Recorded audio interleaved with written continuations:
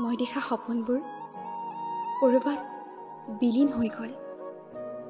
মই কৰা আশাবোৰ আজি ক'ৰবাত হেৰাই গ'ল।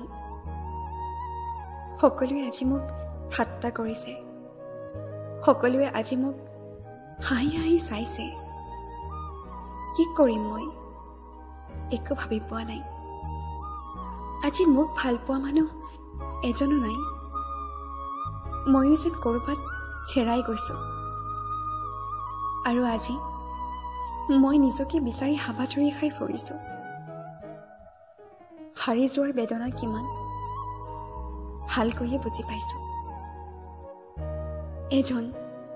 মাত্ৰ এজন মানুহৰ প্ৰতাৰণাৰ বাবে মই আজি সকলোৰে আগত হাঁহিৰ কাৰণ হৈ পৰিছো।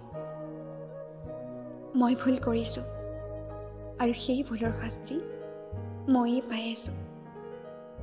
মানুহক মই সহজে বিশ্বাস কৰি বহুত ডাঙৰ ভুল কৰিছো।